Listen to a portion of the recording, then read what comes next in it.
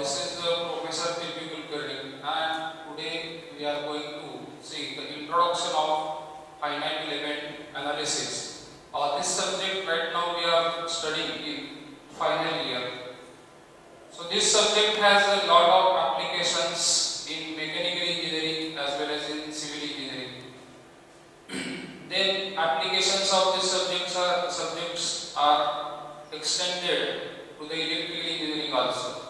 So nowadays this has become a choice of expert engineer for doing the analysis.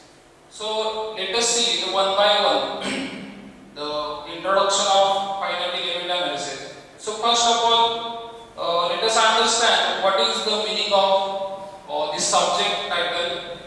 Finite. This word, it has the meaning limited. Then element. This word, it has the meaning parts, and the method that we can define as a process of sequential operation. Now, the method in which limited number of parts processed sequentially, that can be called as a finite element method. Once again I am repeating, method in which number of parts are processed sequentially to get an approximate result, that is simply can define as a finite element method. As we know that finite element method, it is a numerical method, and that gives the approximate result. Almost all numerical methods that gives the approximate results. There are actually two methods. We call them as the analytical method and numerical method. So analytical method, we consider that this method gives accurate results, and numerical method gives approximate result. So FEM, it is a numerical method that gives the approximate results that I have written here. Now let us see one example to understand the concept what happens actually in the FEM. You are observing here a row of students and they are connected together by their hands. Now you can consider their hands as an element, and you can consider each student as a node.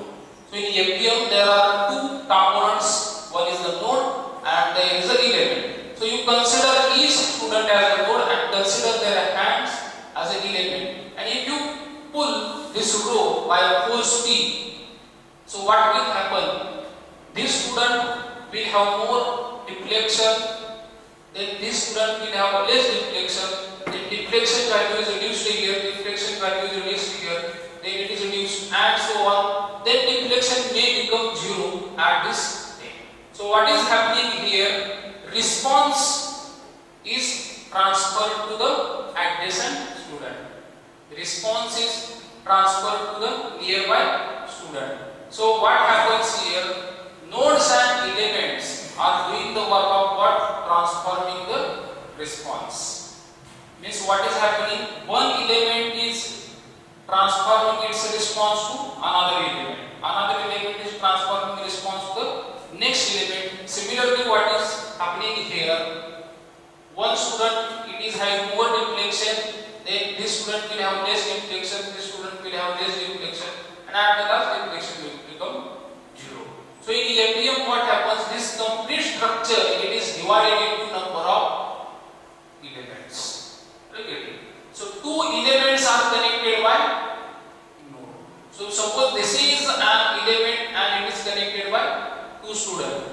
This hand is an element and this is connected by two students. So each and every student is transforming its response to the adjacent element. This is simply happening in the FEM. So therefore we divide the structure into number of elements, and the common point between two elements that simply can be called as a. Now let us see another example in finite element analysis.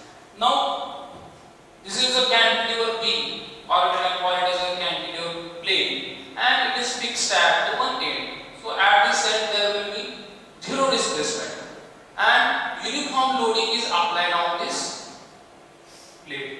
And cantilever plane in plane straight, its meaning is that strain along the length of beam, it is assumed as 0.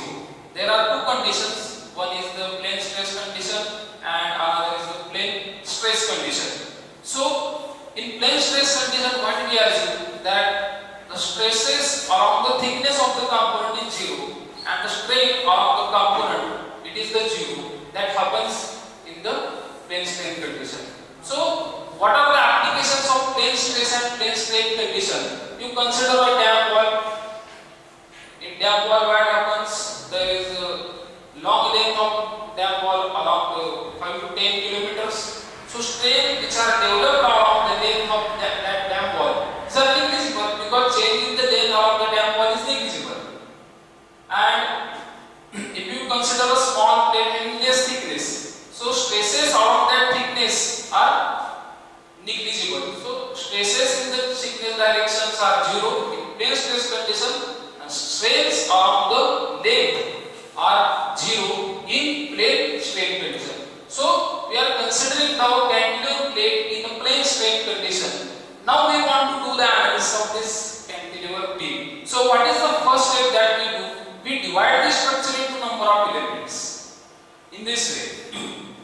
So here we have divided this structure into number of elements. So here we can call this as an element. This is one part and that we call it as an element. And it is divided into 16 number of elements. You can see this geometry is divided into 16 uniform number of elements. And here what is happening? The common point in between two elements is node. Common point in between two elements is node. Now what happens here? Because of that noding,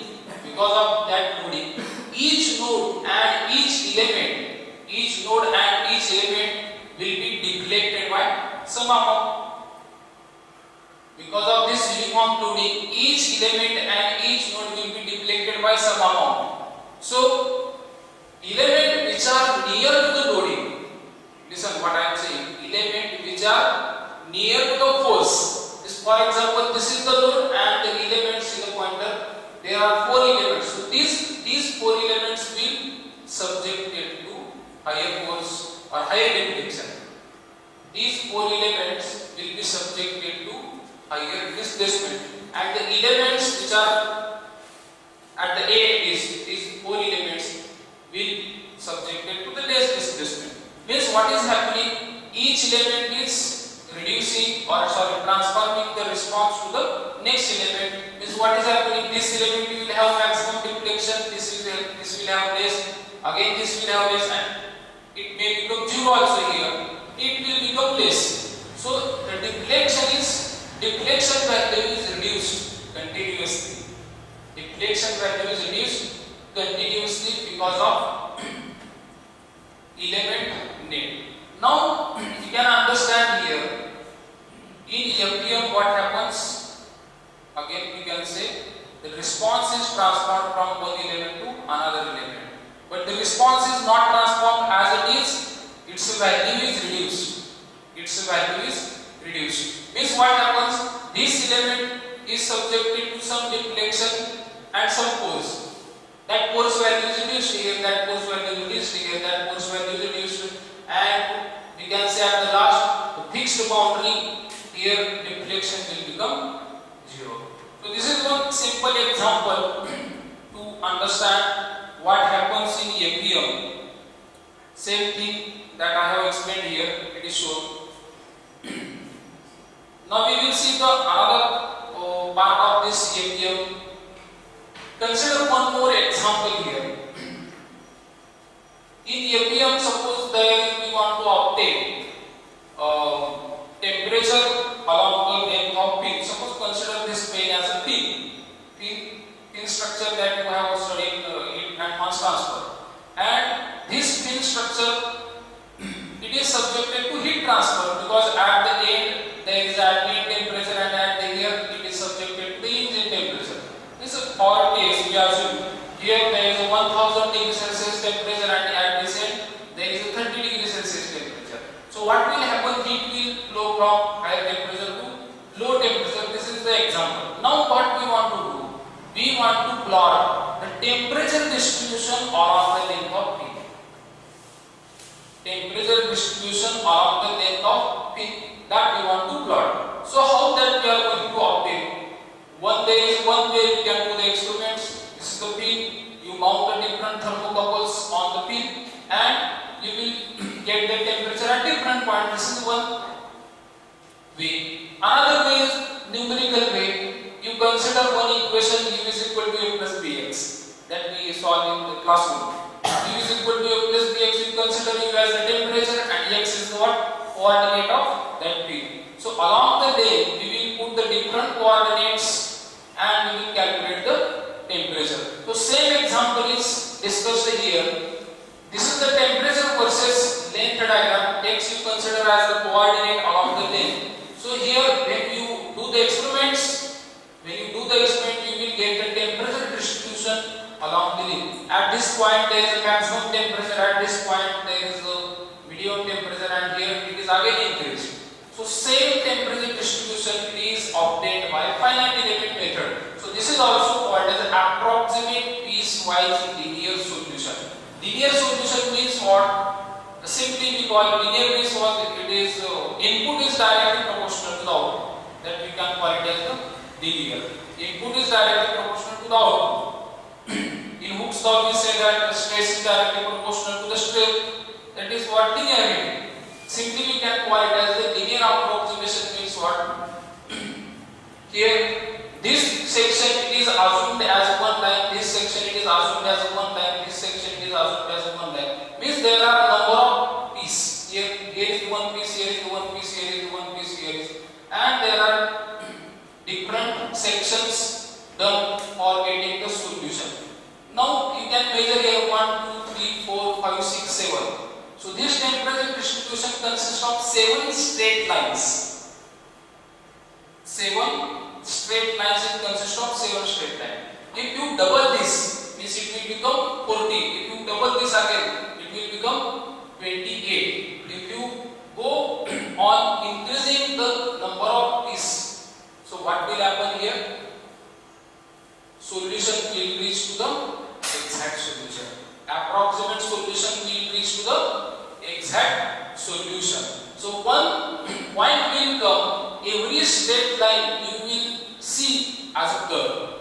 Every straight line you will see as a curve. So approximate solution it becomes exact solution when you increase the number of sections or when you increase the number of pieces in APM. So therefore in APM there is assumptions called as a piecewise approximation. APM is also called as a piecewise approximation method. Now you see the next advantages of APM. What is the advantage? Model bodies of complex shapes that can be analyzed by APM. So take an example of piston, take an example of a single cylinder. There are number of components in automobile engineering which are probably difficult to do the analysis. So we can apply the APM concept there. Then in the civil engineering, analysis of different structure, composite structures, composite reinforced structures that can be analyzed by using APM also.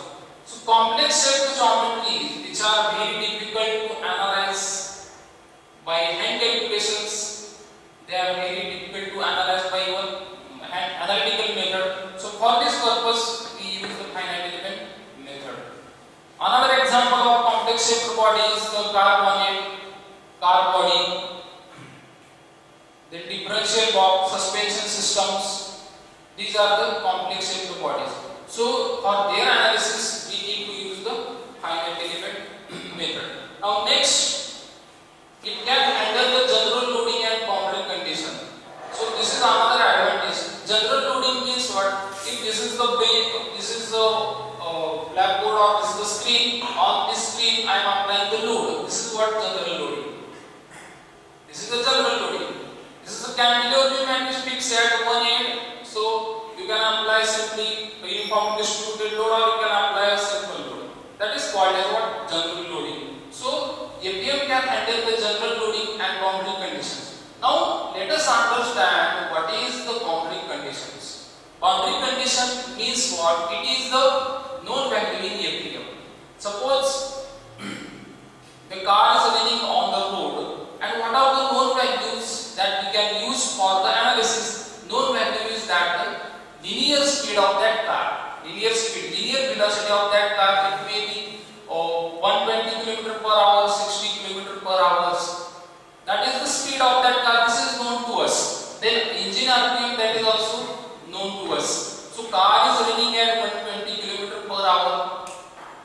This is the what boundary condition.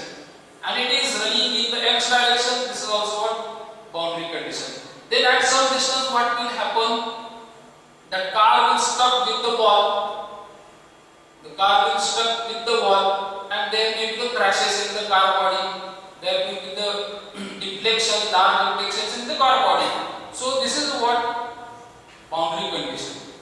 Boundary condition means the known value in the analysis. If you just understand this, boundary condition plays very important role in the accuracy of the analysis. If boundary conditions are wrong, if boundary conditions are not up to the satisfaction, I will say boundary conditions are not up to the satisfaction, then we can say it as results are not accurate. So there are many examples in FEM. We have to observe the role of that model. A good analyst is a good observer, that I will say. Good analyst is a good observer. If you want to do the analysis of the component, you just observe the behavior of that component, and you have to model that behavior as it is into the software. As it is into the software, then you can do its good analysis. So boundary condition part that we will discuss later. Next advantage, models body composed of composite and multi-phase material. This is also good advantage of FEM. See, previously there were the methods like finite difference method, finite volume methods, then boundary element methods, experimental space analysis. There are a number of ways to analyze the components. But here, this method provides analysis of composites, and analysis of composite materials is very easy nowadays in FEM, because there are the software packages like finite element, like ANSYS, like ALS diagram, then Adams. This is all FEM package. Then NISA, NASTA. These are also different packages in FEM. But ANSYS, if you consider, this is very simple to analyze composite structure, because composite structure, it consists of number of layers mounted over each other, and they are having different orientations. One layer is mounted at 90 degree, one layer is mounted at 45 degree. So it is quite difficult to model such geometries in software. But nowadays it is become simple to model the composite structures in the FEM. You can do the different types of analysis. A lip spring made up of composite material, then plates, helicopter plates which are made up of the composite material. Nowadays there are the different analysis that you can do by using the composite materials in FEM. So composite material properties that also can be considered in FEM. So composite material properties are like orthotropic properties. Means there is Young's modulus in x direction, Young's modulus in y direction, Young's modulus in z direction. So properties are different in different direction, and this is the what specialty of composite material. If you consider the general material, we assume that elastic modulus is same in all directions, that we consider as a isotropic material. But orthotropic material means what? The properties are different in different direction, and that is specially can be modeled. That is specially modeled in composite material, and that is very simple by using ANSYS or any FEM package nowadays. Then another advantage, model is easily refined or improved accuracy by varying element size and type. Now this is the biggest advantage of FEM. Model is easily refined for improvement of accuracy. For example, one student, I asked him to do the analysis of cantilever beam. He has done the analysis and he has divided the body into 4 elements. But another student, what he will prefer, I will divide the same geometry into 8 number of elements. Another student, he will think that I will divide the same geometry into 16, 32, 64 elements. As you increase the number of elements, definitely accuracy of that analysis we can increase. Another aspect of this work, we have to change the size and the type of element. Type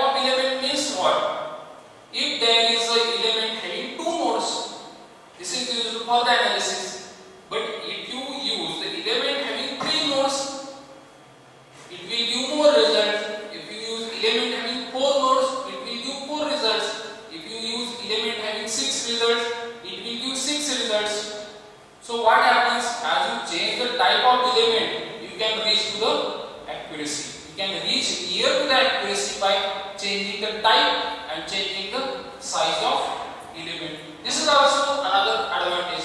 Now time dependent and dynamic effects can be included. This is also another advantage of APM. Now what is time dependent and dynamic effects? See, for example, one car is traveling on the road, and within 1 second what happened? There is accident of that car against the wall. In 1 second it is happened. So within 1 second, what are the changes in the structure? Within 1 second, what are the changes in the structure? That can be also obtained by APM. So this means that time dependent method. So any component and its behavior can be obtained within a time. You have to give a time span. Suppose this is a cantilever beam. Once I will discuss the example, and there is a force P applied on this beam. Force P is applied on the beam for 2 seconds, then it is removed. So within 2 seconds, what are the changes in the structure? At first second, what is the change in the structure? At 1.5 second, what is the change in structure? And at 2 seconds, what is the change in the structure? So at the different sections of that time, we can find out the response of the structure. So therefore, it is called as time dependent method.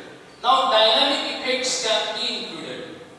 Now what is this dynamic effects? Simply we call it as dynamic when everything that changes with respect to time, that we call it as the dynamic. Okay. But I want to apply the force with respect to time now. Once again we will consider this cantilever beam. Force is applied on this structure, and with respect to time, that force value is changing. With respect to time, force value is changing. So that can be also simulated in APM. So this is what dynamic effects. One more example, if you consider for dynamic effects, is an automobile.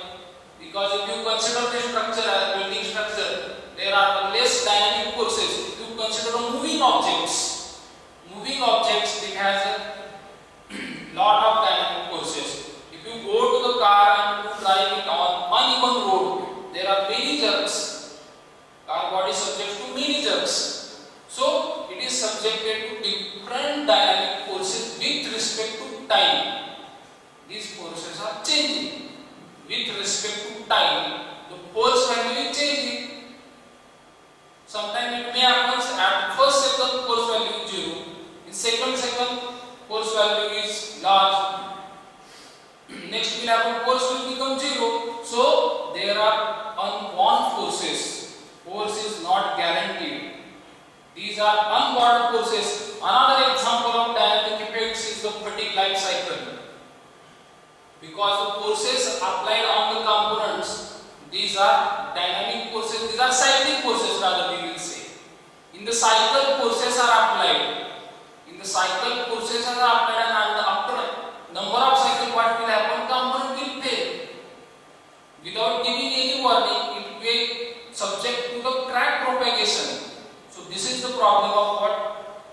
Dynamic effects, or you can call it as a dynamic analysis. So there are the number of components in mechanical engineering which are subjected to dynamic effects, and you can analyze this component by using dynamic analysis. Now next advantage is what? It can handle a variety of non-linear effects including material behavior, large deflection, quantum condition, etc. Now we will discuss more about this non-linear effects. What is non-linear effect? As I discussed you, input is directly proportional to the output, that is simply considered as a linear effect. But input is not directly proportional to the output. That is what non-linearity effect. Just I took one example that force is varying with respect to time, means the force value is not linear. Force is changing with respect to time. That is simply called as a transient force, because that is changing with respect to time. So such non-linear effects, even displacement is changing with respect to time. stresses are changing with respect to time, temperature is changing with respect to time, even material properties are also changing with respect to time. Elastic modulus, that is we call it as Young's modulus, Poisson's ratio, yield strength, all material properties that change with respect to time. Even these material properties are not constant. So such non-linear effects that we can give with the help of FPM, this is also great advantage of FPM. Now you see the next common applications of FPM: mechanical engineering, aerospace, civil engineering, automotive engineering. There are the common applications. Almost all these sectors use software, FPM software for the analysis purpose. Then structural stress analysis. This is the one type of analysis in FPM. Structural stress analysis, and there are the two types: static or dynamic, and linear and non-linear. Now, what is the static and dynamic analysis? Static analysis means force is constant with respect to time; it is not going to change. Simply, we can call it as dead loads. If you consider this beam and another beam is mounted on this beam, another beam is mounted on this beam, and this will remain same for years and years. This is called as what? Dead loads. For long period, force is remaining same on that component. So for such cases, we should use static analysis.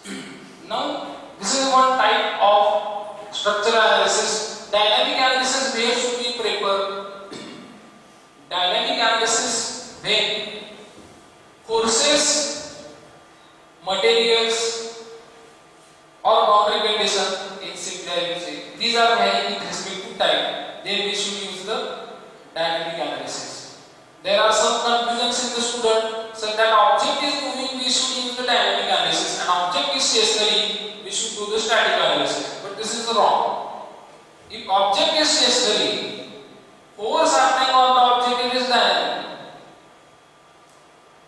Force acting on the component is dynamic, but object is stationary, that will also come under the category of dynamic analysis. See the concept.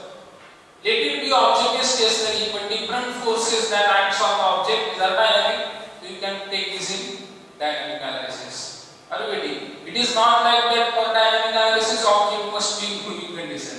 It should not happen. Object can be stationary and forces can be applied in dynamic way. Then another analysis, it is the linear and non-linear analysis. Linear and non-linear analysis is what? Linear analysis consists of input is directly proportional to the output. Means as force on the component increases, displacement will increase. Force on the component increases, displacement will increase. That is what linear way. Force on the component decreases, the displacement will decrease. This is what linear analysis. Simply non-linear analysis cannot be predicted. Non-linear analysis cannot be predicted. If force is increasing, displacement may decrease. Force is increasing, displacement of the component may decrease, or it may increase. It cannot be predicted. So non-linear analysis and linear analysis, these two are the main types for analyzing the components. Then next application is the fluid flow analysis. Nowadays, fluid flow analysis is called as the computational fluid dynamics, CFD. And in CFD, there are the softwares like Fluent software. In ANSYS, there is one module, ANSYS Fluent. This is one software. ANSYS Fluent, there is one module in ANSYS software. And Fluent is the separate software that is specially used for fluid flow analysis. Now, example of this is, if you consider one pipe, and through that pipe, fluid is flowing, and that fluid has some properties. Fluid have viscosity, then Reynolds number, all fluid properties are there, and that fluid is flowing with some pressure, some velocity in that pipe. So you have to do the analysis of that pipe. Consider a pressure vessel. It consists of a liquid stored at high pressure and temperature.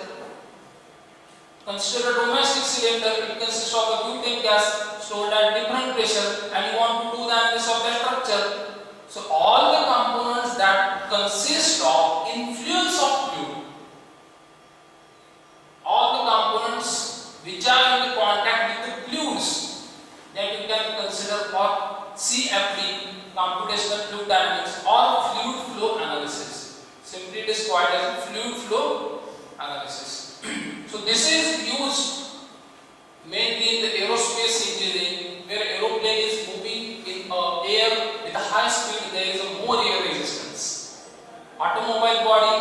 subjected to the more air resistance. If an automobile is moving with 120 km per hour velocity, it will have a large air resistance. So air is a fluid. Air is a fluid. So air is moving with that velocity and it is impacting its pressure on the body. Air is moving, air is having velocity and it is impacting the pressure on the aeroplane body. So there are many components which are in contact with the high speed air. What I am saying? High speed air, and this can be taken for the analysis by using CFD. Then another application of FEM is the heat transfer. Now heat transfer, just we consider the example of peak. The engine cylinder, whenever there is a large change in the temperature, there will be the heat transfer. So those components we can take for the analysis. We can consider a composite wall, different types of furnaces. Main application that in heat transfer it is the casting process, where we pour a molten metal in the cavity and then is solidified afterwards. So this is what heat transfer process, and there can be implemented this application, heat transfer application. In APM or in software it is called as the thermal analysis. In software it is called as a thermal analysis, or you can call it as the heat transfer analysis in APM. Then next is the electromagnetic field analysis. So this is related to the electrical engineering. Different types of motors or the magnetic field generated and its impact on the structure analysis. That can be analyzed by this electromagnetic field analysis. Then next it is the soil mechanics. This is also application of civil engineering. Effect on the structure of the soil that can be analyzed by the soil mechanics. Acoustics, this is also very important nowadays. Suppose there is one sound box and that sound box is creating the noise of 10 decibel dB, 12 dB. So because of such noise, what is the effect on the structure of that sound box? What is the effect of the structure on the human body? That is also analyzed by acoustics. So acoustics is the one good field. Nowadays it is implemented in APM. So there are, in acoustic field we try to reduce the noise, and such components are analyzed by using finite element method. So any component that creates the noise, and we have to reduce its noise by using acoustics. So acoustic is one module that is implemented in APM. Then next is the biomechanics. This is also one field here in APM. Another field it is that which is related to this, it is biomedical field. In biomedical field, different parts of human body, these are analyzed by using APM. Consider the tooth of human body. Tooth of human body is analyzed by using APM. Then different bones of the human body, these are also analyzed by using APM. So this is also nowadays become good area of interest for analysis. So this biomedical application in APM, it is implemented for designing the different products, artificial products like artificial human hand, artificial human leg, different components that we design for the human body and which are the artificial. So before manufacturing of that component, these components are designed and these components are analyzed by using APM. So that comes under biomedical applications. I see the next. There are some common types of elements in APM that we studied already in class. This is the one-dimensional structure or line shape consists of rod element, beam element, truss element, frame element. But the geometry of the element is same. It is a line. Then next type is a triangular element, or here we can consider as a quadrilateral element. shapes are used for analysis of different components. Similarly, here there is a tetrahedron element, or this can be called as brick element or rectangular prism. So these two elements are also used for different types of analysis. This is the basic shapes. This is the basic shape of the element. Shape is same, but they will have different names of the element. If you go to the ANSYS software, this element will have a different name, but the geometry is same. If you go to the LS software, geometry is same, but the name of element is different. If you go to the ANSYS workbench, this element, it has a different name. In different API packages, these elements are having different names, but their shapes are same. So you have to identify the element by considering only shape if you are using multiple APM softwares. Now you will see the one example of discretization. What is the discretization that I discussed at the start? It is the division of body into number of components. That is the word discretization. One example I have discussed here. One dimension frame element is used to divide this geometry. This is a tower and it is divided by using number of elements. And each element here you see the 22 number elements, 18 number elements, 14 number elements, 10 likewise 11 numbering is given and node numbering is given. So element numbering and node numbering is given for getting the different answer. Suppose I want the deflection at node number 9, you can easily get. Suppose I want the deflection at node number 50, I will get the answer. So why element numbering and node number is important? Suppose I want the deflection in this wall at a particular point. I want the deflection in the wall at a particular point. So we should know the node number at that point. And at that node we should get the deflection. Here is another example. Two-dimensional triangular element is used to divide the structure. Now here you can see the division. Here number of elements are more in the structure. Here number of elements are placed in this section. Number of elements again, this is placed in the structure. So here number of elements are more. What is the reason for this? This is called as refinement of the structure. Why it is done here? Because after refinement we are going to get more results and accurate results. Refinement is done at this location. Why? Because it is done by the analysis. And analysis might have thought that there is a more stress concentration in the area. So number of elements are increased in this section. Number of elements are increased in this section because of what? There is a chances of stress concentration. There is a chances of stress concentration, therefore it is done here. So this is simply called as a refinement. Whenever you observe that there is a more stress concentration in the section, you should do the refinement. You should do the refinement when you observe this. There is stress concentration and you have to increase the number of elements. If you want to find the exact location of failure, there is some and it is failed. But what is the exact location of failure? Shot is broken from this section or this section or this section.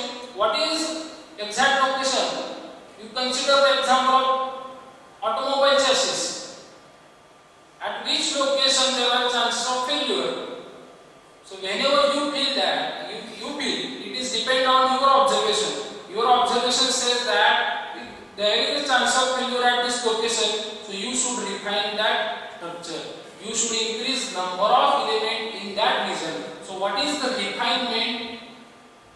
To divide the element into element. To divide the element into number of elements. So elements are divided again and again to refine the structure. So if you increase the number of elements, probably what happens? Number of nodes increases, and you will get more number of degrees of freedom, or you get more deflection values, stress values, strain values. So it can happen. You consider this three-dimensional structure, and it is divided by using brick element. So brick element that we have seen is having shape like cube. By using that element, we have divided this structure. Now here also you can see there is a hole, here is the hole, here is the hole, here is the hole. So wherever there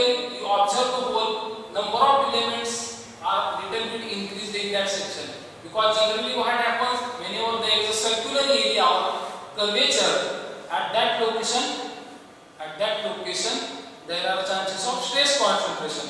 So in component, if you observe there is a hole, so you should increase the number of elements around the hole, because near the hole section what happens, stress concentration increases. So this brick element used to divide the structure into number of elements. Now in the discretization you might have observed that for one dimensional object only element is used for analysis. For two-dimensional object, 2D element we use, triangular element is used. If this is a three-dimensional object, we should use the three-dimensional element for the analysis. If you go to the software like ANSYS APDL software, what happens? You have to select an element for analysis purpose. But if you consider ANSYS workbench and you do the analysis, there automatically element types are selected. Means nowadays APM packages do not need to select the element. Analyst does not need to select the element. So such elements are selected by the software itself. Now we will see the basic steps in APM that are here. Basic steps. First one is the domain discretization. Domain discretization means you divide the object into number of elements. Then select element type. We have to select the element type for the analysis purpose. Then we have to derive the different element equation.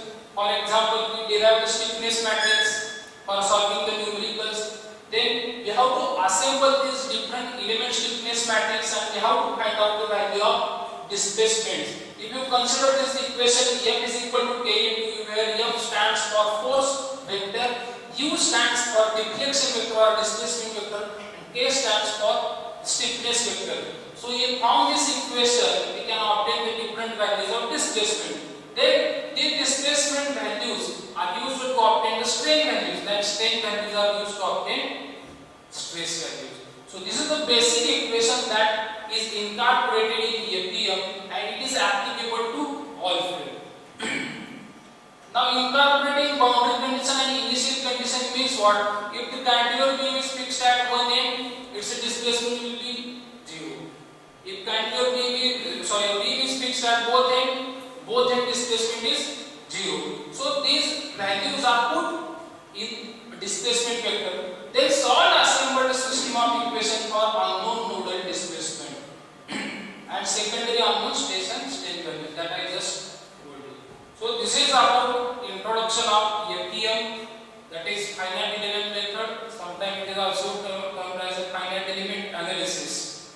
So in this section we have learned the applications of APM, concept of the APM, then we have seen the different basic steps of the APM, and we came across the different concepts related to the solid mechanics, related to the analysis. We came across the concept of boundary conditions in APM.